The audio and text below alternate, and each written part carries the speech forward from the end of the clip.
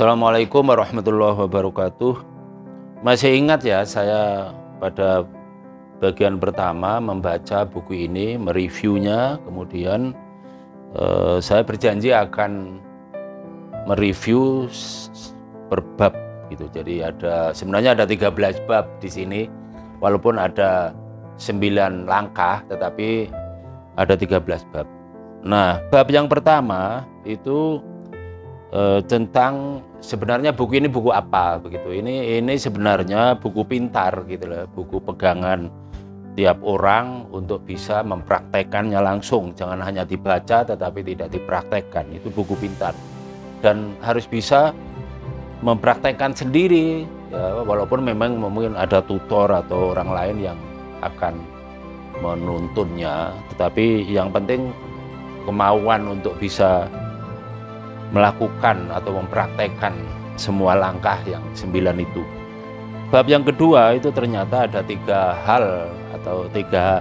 hal yang mendasar di dalam memahami buku ini, yaitu ada 3 isi sebenarnya yang penting. Yang pertama adalah sistem detoksifasi atau ya sistem detox itu pada tubuh kita. Kemudian ada imun modulation. Jadi ini tentang imunisasi atau imun di dalam tubuh kita. Kemudian hormonal optimism. Jadi optimasi hormonal. Jadi ada 3 hal itu yang penting di dalam aspek kesehatan itu. Nah, 3 hal ini nanti akan simultan gitu, akan satu hal mempengaruhi yang lain, artinya harus bersama-sama dipahami gitu. Baiklah, ini pada masuk bab ketiga baru mulai ada langkah pertama. Nah, penulis ini menjelaskan bahwa ada the principle. Jadi sebenarnya ada 9 prinsip di dalam usaha untuk supaya tubuh kita bisa sehat dan bisa menolak penyakit gitu. 9 itu apa? Yang ini bab 3. Yang pertama adalah prinsip nutrisi. Jadi nilai atau nilai gizi dari makanan gitu. Itu yang penting. Jadi prinsip of nutrition ini disebutkan bahwa pertama dijelaskan bahwa ada apa yang disebut dengan silent starvation. Jadi kelaparan yang tersembunyi, yang tidak kelihatan gitu. Apa itu maksudnya? Jadi mungkin seseorang makan banyak nutrisi, tetapi nutrisi itu sebenarnya kosong gitu loh. Karena apa ya? Karena nilai dari makanan itu tidak begitu tinggi, karena mungkin tanahnya sudah tidak bagus untuk ditanami lagi, sudah berkali-kali ditanami sehingga nutrisi dari bumi itu, dari tanah itu sudah mulai agak hilang gitu. Jadi ini ada banyak kan sistem pertanian yang begitu, ditanam berkali-kali, akhirnya nutrisi yang di dalam buah atau biji itu menjadi kurang maksimal gitu. Nah, beberapa hal yang penting di dalam masalah nutrisi ini adalah yaitu bahwa nutrisi itu harus imbang gitu. Jadi biasa saya mendapatkan moto dari profesor saya di Erlangga dulu. Jadi bahwa makan itu harus selalu berpedoman pada BNI seperti nama bank itu. Jadi apa itu BNI? Pertama itu harus dibatasi, terutama ini untuk lansia ya. Jadi untuk lansia itu jangan asal makan, jadi harus ada batasi, ada secara mandiri dibatasi, yaitu misalkan contohnya sate boleh makan nggak? Boleh, tetapi ya dibatasi, jangan banyak-banyak gitu loh, jangan banyak-banyak gitu, dibatasi. Yang kedua itu N. Apa itu N? Itu nikmati. Jadi setiap makan itu harus dinikmati. Di channel YouTube saya yang lain konten YouTube yang lain itu saya makan di gerbong kereta api, ada restoran di kereta api, ya dinikmati aja, walaupun makanannya mungkin kurang enak secara umum ya. Tetapi karena kita makan nikmat, maka makannya lumayan cukup begitu. Jadi jangan hanya makan sedikit.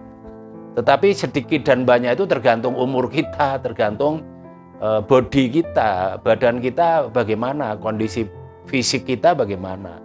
Jadi jangan ngawur. Jadi kalau makan sate misalkan umur 70-an seperti saya ini sudah hampir 76, apa boleh? Ya boleh, tetapi jangan banyak-banyak. 5 mungkin cukup. Itu. Jadi nah setelah itu imbangi, dinikmati ya, nikmati begitu. Pokoknya makanan apa aja enak lah gitu. Tetapi yang terakhir adalah imbangi. Setelah makan sate 5 tusuk itu harus minum jeruk misalkan, atau makan buah, atau sayur-sayuran begitu. Jadi jangan ngawur aja sate, setelah makan sate 5 atau 10, setelah itu enggak makan apa-apa. Atau minumnya kopi atau apa. Itu enggak benar, apalagi minum Coca-Cola ya, itu Coke itu gulanya tinggi sekali. Jadi jangan seperti itu. Lebih baik batasi, jadi jangan banyak-banyak, dinikmati dan imbangi. Jadi diimbangi ya. Diimbangi ini bisa dengan makan, bisa juga dengan exercise, dengan menggerakkan badan. Saya pernah ingat saat seorang teman saya yang kena diabetes itu, kemudian dia bilang, kok bisa lama mas sampai berpuluh-puluh tahun gini sehat gitu ya, walaupun sehatnya tanda petik ya, tapi tidak loyo, tidak males gitu, tidak masalah, dia tetap semangat ya. Tetapi ternyata saya tanya, kenapa kok bisa begitu ya, dia selalu imbangi. Habis makan dia selalu jalan-jalan mungkin ya setengah kilo, 1 kilo begitu, atau gerakan badan-badan sehingga dibakar itu makanan itu. Ini yang menyebabkan dia sehat ternyata. Jadi diimbangi dengan makanan yang melebur protein itu, tetapi juga diimbangi dengan gerak ya. Begitu juga diimbangi dengan pikiran. Itu saya ingat nasihat Dr. Agus yang dari Universitas Airlangga itu. Jadi kalau kita sudah makan sate, jangan mikir, wah ini nanti darah tinggi atau apa, kena jantung. Kalau mikir begitu ya enggak bisa nikmati ya. Jadi harus diimbangi dengan pikiran yang positif. Alah enggak apa-apa, hanya 5 tusuk. Nanti saya imbangi ya dengan makanan lain yang bisa menurunkan itu ya, tekanan darah itu. Jadi itu prinsipnya itu BNI, ingat ya. Ya, BNI ini bukan promosi bank ini, tapi batasi, nikmati dan imbangi. Ini yang chapter pertama atau step pertama, bukan chapter pertama, bab 3, tapi prinsip yang pertama. Nah, prinsip yang kedua pada bab 4 itu prinsip dari suplemen. Jadi menambah suplemen, makanan suplemen dalam tubuh kita. Dan ini tidak harus berupa formula atau apa ya, semacam kapsul begitu. Dan sekarang dijual ada susu suplemen macam-macam, itu tidak harus seperti itu. Ya, tidak harus membeli itu. Tapi suplemen ini bisa berupa vitamin-vitamin yang ada di dalam buah. Ini perlunya makan buah. Gitu. Jadi dan sayur, di dalam buah dan sayur itu banyak sekali suplemen-suplemen multivitamin yang ada di sana yang bagus sekali. Saya pernah membantu peneliti dari Amerika tentang gizi di Malang Selatan dulu. Ternyata itu petani pepaya kekurangan vitamin A. Kok bisa? Ya padahal di halamannya, di kebunnya ada banyak pepaya. Ternyata masalahnya bukan tidak kurang vitamin A, bukan karena dia makan vitamin A tetap kurang, bukan. Pepayanya nggak dimakan, lalu dia jual untuk beli Maaf, makanan instan, saya tidak menyebut sesuatu makanan ya, makanan instan. Ada banyak sekarang makanan instan yang memang lebih enak ya daripada pepaya itu, tetapi tidak mengandung vitamin. Ini masalahnya. Jadi harus diimbangi gitu. Jadi harus diimbangi. Vitamin ini penting, dan memang kalau memang terpaksa harus ada multivitamin ya harus konsultasi dokter dulu ya. Jangan asal beli ya, semua dibeli. Terutama maaf ini kalau suplemen obat kuat, wah ini bahaya sekali. Kalau nanti tahu-tahu ya ada iklan obat kuat dibeli gitu, enggak boleh. Jadi harus konsultasi dokter. Karena itu ada hubungannya dengan jantung, ada hubungannya dengan ginjal, ada hubungannya dengan perut kita gitu. Jadi hati-hati. Terlalu banyak suplemen juga tidak bagus ya. Kemudian yang bab 5 itu langkah ketiga, the principle of water. Jadi minum air yang cukup. Berapa gelas satu hari? Nah ini, jadi ada banyak orang yang menyarankan 8 gelas per hari, bukan 8 gelas besar ya, 8 gelas sedang gitu. Oh bukan 18, 8. Jadi 8 gelas sedang per hari. Usahakan seperti itu. Dan itu minumnya air loh ya, jadi bukan kopi, bukan teh. Kalau saya biasanya tiap hari pagi minum kopi sedikit, hanya 1 sendok kecil, saya tambah susu. Susu formula dari kambing Ottawa. Dan saya beli di tetangga saya, itu alhamdulillah sejak minum itu udah beberapa tahun terakhir ini alhamdulillah sehat. Dan waktu pandemi dulu alhamdulillah saya diparingi tidak ketularan ya, tidak ketularan corona, alhamdulillah.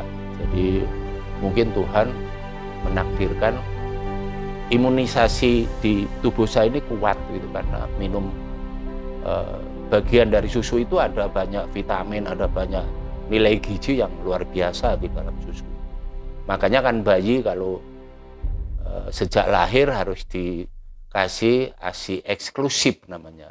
Susu yang paling bagus itu ya susu ASI itu yang paling bagus, bukan formula. Ya formula itu sudah hilang sedikit nilai gizinya, tapi oke lah. Gitu. Ketika saya di Amerika misalkan itu selalu aktif minum susu, karena susu di sana murah. Kadang-kadang bahkan lebih murah dari air mineral itu. Jadi susu di sana murah sekali, ada banyak paketannya, jadi kemasannya itu macam-macam. Dan susu di sana sudah tidak seperti susu di sini bau amis begitu. Kalau di sana enak sekali. Jadi minum susu itu rasanya nikmat begitu kalau di Amerika. Tapi di sini sekarang udah mulai banyak produk-produk susu yang kalau diminum enak. Biasanya susu cair itu, bukan susu bubuk itu yang sudah tinggal minum aja. Sekarang sudah banyak kemasan-kemasan yang enak begitu, sudah dimasak atau apa saya tidak tahu, tetapi enak dikonsumsi gitu. Kemudian bab ke-6 ini yaitu the principle of exercise. Nah, ini kenapa dia tidak menyebut the principle of sport? Beda antara exercise dan sport. Exercise itu menggerakkan badan aja. Jadi ya perilaku kita yang menggerakkan badan, entah itu olahraga ringan atau bahkan ngepel misalkan. Kalau saya biasanya pagi-pagi itu saya keliling perumahan sampai jauh begitu ya, mungkin sekitar 3-4 kilo sampai 5 kilo. Kemudian sambil gerak-gerakkan badan, diistirahat mungkin di taman begitu badan, kemudian keliling lagi dan pulang. Nah, pulang ini masih ada tambahan exercise, yaitu ngurus tanaman. Entah cangkul-cangkul sedikit, coker-coker ya pakai ini, alat-alat itu berkeringat. Kadang-kadang memindah tanah, memindah tanaman, kadang mengguntingi tanaman, itu sudah exercise namanya. Tidak harus sport dalam arti main badminton atau main volley, itu bagi anak-anak muda oke lah. Saya kan sudah kepala 7. Jadi itu yang saya lakukan setiap hari. Setelah itu baru minum kopi. Jangan minum kopi dulu atau susu, kemudian baru olahraga. Sebenarnya itu bagus juga, tapi lebih baik exercise dulu. Kalau pagi sekali itu baru minum susu, enak rasanya. Dilanjutkan exercise lagi boleh gitu. Jadi itu saya ingat keluarga Deddy Corbuzier yang terkenal itu ya, itu podcast yang terkenal, YouTuber yang terkenal, dia bilang tidak boleh keluarganya atau anggota keluarganya, anaknya 2 itu makan atau minum sebelum exercise, sebelum fitness, belum gerak. Ya, jadi dia baru boleh makan setelah exercise, baru makan. Itu luar biasa itu. Semboyannya luar biasa, itu bisa sehat. Karena apa? Makanan yang kita masukkan ke perut ini itu perlu dibakar gitu loh. Kenapa perlu dibakar? Supaya tidak jadi lemak dalam tubuh. Jadi ini penting. Tadi itu saya ingatkan bahwa saya pernah mengatakan bahwa tadi di konten ini bahwa ada teman saya yang kena diabetes, dia tetap sehat sampai puluhan tahun ya, karena setiap kali makan dibatasi, kemudian dinikmati dan diimbangi dengan apa? Dengan exercise itu tadi. Dia harus gerak, jalan gitu pelan-pelan. Bagi orang-orang muda itu bisa jogging misalkan. Bisa, tapi kalau saya tidak pernah jogging, hanya jalan cepat aja setiap pagi. Kemudian ada yang bab 7 yaitu the principle of vices. Vices ini namanya perbuatan atau perilaku yang kurang baik. Saya tidak mengatakan buruk di sini, tetapi kurang baik. Apa itu kurang baik? Ada banyak ya. Jadi yang pertama dia sebutkan adalah ya merokok. Ini bagi orang Indonesia sangat berat ini meninggalkan rokok ya. Jadi sudah jadi ahli hisab semua. Jadi lah ini gawat ya. Jadi dilarang merokok itu waduh, bagi orang Indonesia sebagian besar nggak mau. Saya alhamdulillah tidak merokok sejak SMA dulu nyoba-nyoba merokok awal-awal SMA, kemudian batuk, berhenti. Sampai sekarang alhamdulillah tidak tergiur lagi untuk merokok, dan alhamdulillah saya sehat ya, paru-paru saya sehat ya, pernapasan saya oke, dan insya Allah saya tidak kena flex ya di dalam tubuh. Padahal larangan merokok itu kan sudah banyak, itu gambar-gambar yang mengerikan di dalam iklan rokok, tapi mana orang peduli dengan itu. Kalau udah ketagihan merokok ya udahlah rokok aja. Saya punya teman tukang itu yang merokok itu lebih utama daripada makan ya. Dia tidak makan nggak apa-apa, tapi asal merokok, wah ini gawat sudah. Itu salah satu perilaku yang buruk, yang keburukan yang seharusnya harus dikurangi ya, walaupun tidak bisa dihilangkan sama sekali. Yang kedua apa? Yang kedua itu kurang fish out of water. Jadi minum yang kurang bagus ya. Jadi ini kebiasaan buruk. Jadi ada banyak air yang kurang bagus, dan ada banyak cairan yang minuman yang kurang bagus, terlalu banyak gula. Saya tidak menyebutkan mereknya ya, tapi bahaya, itu tidak boleh. Tapi ada banyak minuman kita instan yang tiap hari menggiurkan ya, manis sekali, atau kalau lagi haus sekali itu wah enak ya minum itu, tetapi tidak boleh ya. Jadi jangan terlalu banyak ya, kalau coba sedikit bolehlah, minum wine sedikit bolehlah gitu ya. Jadi kalau memang menganggap itu tidak haram gitu, jadi wine sedikit boleh, tapi jangan alkohol. Oke, seterusnya adalah making commitment. Nah ini yang penting ya, komitmen supaya menghindari hal-hal yang buruk itu. Jadi jangan sampai kita ya mungkin setelah dinasihati tidak merokok barang 1 hari, besoknya 2 pak lagi. Wah ini jangan sekali-sekali seperti itu ya. Jadi ya dikurangi, insya Allah bisa. Puasa itu kok bisa, ayo. Jadi dalam bulan Ramadan puasa tidak merokok mulai pagi sampai malam, kok bisa. Merokoknya malam tapi habis-habisan, itu tidak boleh juga. Jadi hati-hati bagi perokok, mudah-mudahan bisa menghilangkan kebiasaan buruk itu. Dan buku ini disebutkan, kalau bisa jangan minum alkohol, jangan merokok. rokok ya, terlalu banyak mungkin. Bagi orang barat biasanya minum alkohol itu penting karena dingin ya. Tetapi jangan banyak-banyak lah kalau yang memang menganggap bahwa minum alkohol itu penting gitu ya. Tetapi tidak boleh banyak-banyak itu. Kemudian yang bab ke-8 itu the principle of relaxation atau stress management. Ini penting sekali. Jadi langkah ke-6 ini sangat penting karena kita harus bisa memanage stres kita. Jadi kita ini, siapa yang tidak stres? Ada banyak masalah setiap hari kan. Jadi tiap hari kita ini dihadapkan berbagai permasalahan di kantor, di rumah, di jalan, kadang-kadang stres karena macet dan sebagainya ya. Itu wah mengerikan. Ditambah lagi kalau di jalan, kalau naik motor sudah macet, banyak asap, polusi di mana-mana. Ini ya mengerikan. Jadi ya, jangan sampai kita stres gara-gara itu, tetapi juga polusi masuk juga. Ini mengerikan ya. Jadi hati-hati. Jadi stress management ini macam-macam ya, dengan cara relaxation. Mungkin yoga kalau mau boleh gitu ya. Jadi stress management itu tidak mudah ya, harus dilatih gitu ya. Harus dilatih dengan saya punya buku tentang pernapasan. Itu supaya tidak stres ada pernapasan. Tapi kalau bagi orang Islam mungkin kalau lagi stres itu wudhu aja kemudian sholat, insya Allah hilang. Marah-marah sama bawahan atau marah-marah sama pasangan itu seringkali kan terjadi.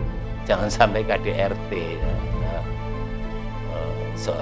Sepasang selebritis yang akhirnya KDRT itu gara-gara tidak bisa memanage stresnya. Mungkin stres lah dua-duanya, dipahamilah, tetapi jangan sampai dia berantem begitu itu.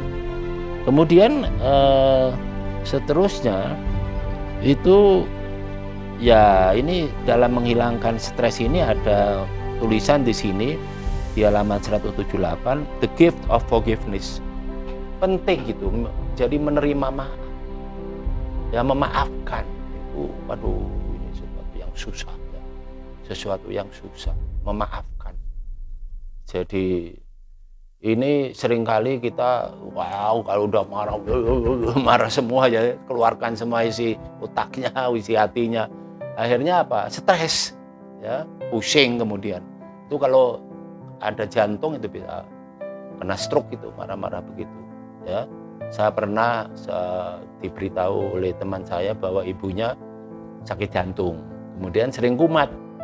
Ternyata bukan hanya karena makanannya keliru kan.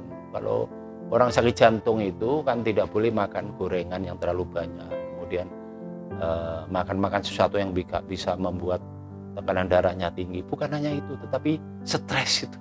Stres itu menyebabkan jantung tekanan darahnya tinggi dan akhirnya stroke, dan stroke meninggalnya karena stroke. Jadi sudah stroke 2 kali, 3 kali aman, tapi 4 kali KO. Jadi itu masalahnya. Jadi the gift of forgiveness ini penting ya. Kemudian chapter yang ke-9. Jadi ini bab 9 itu langkah yang ke-7. Apa itu yang langkah yang 7? Ini yang saya bilang penting ya. Pada awal mereview buku ini saya sudah beritahu bahwa buku ini menarik karena ditulis oleh orang Muslim, seorang Muslim di Amerika, seorang dokter ahli bedah yang mendalami hal-hal seperti ini ya. Kemudian dia sebut bahwa yang ke-7 itu the principle of prayer or meditation. Jadi dia sebut prayer loh, sholat atau ibadah.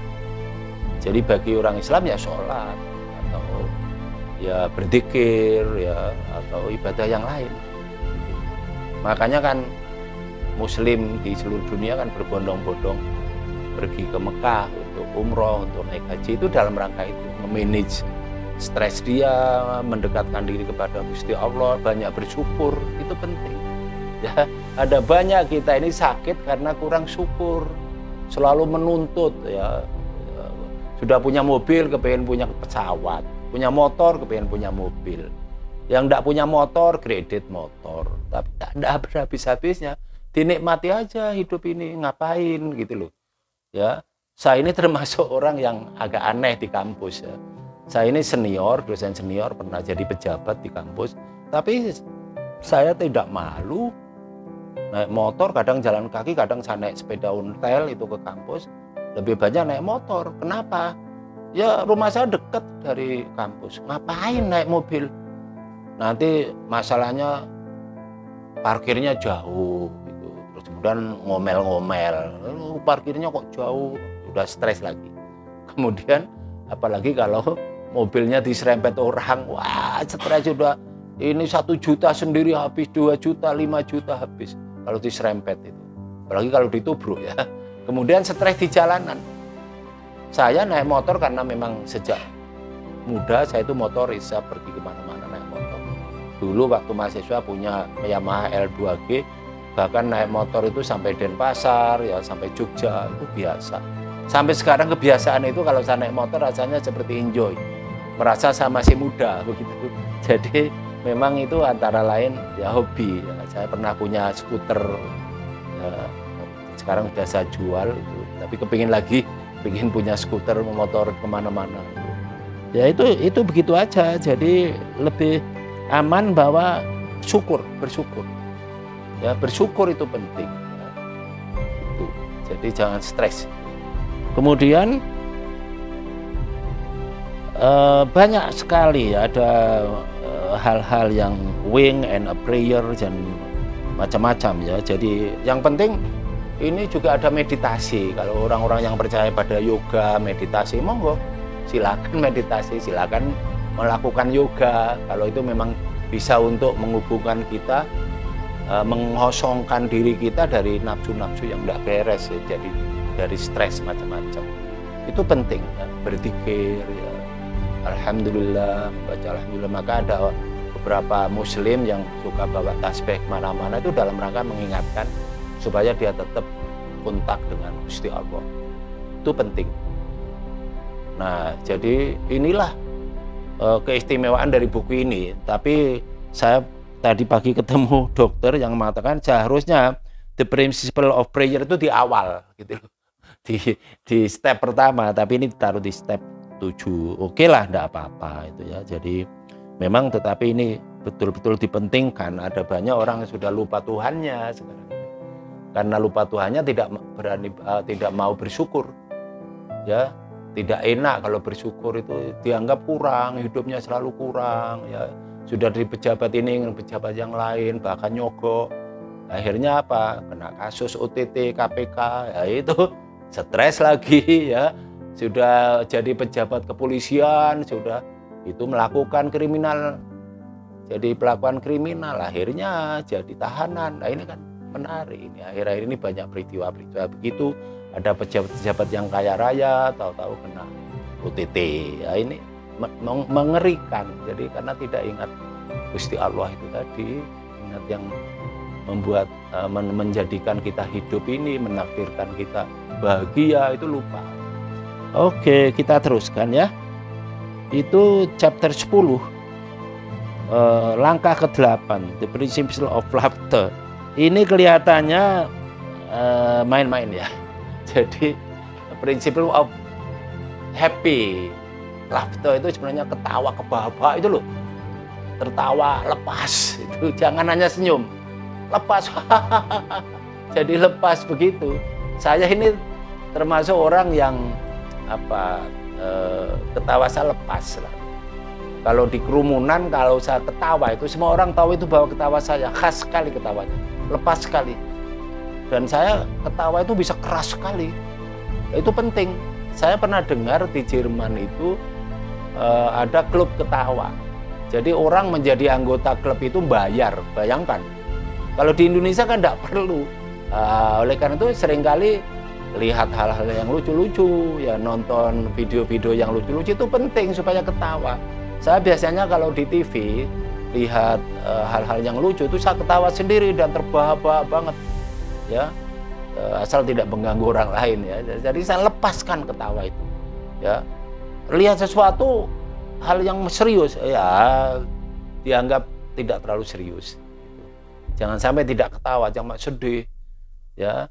Jadi hati-hati di dalam semboyan bahasa Arab itu la tahzan, jangan bersedih. La tahzan, jangan bersedih. Jangan pernah bersedih. Enjoy aja ya. Memang banyak masalah.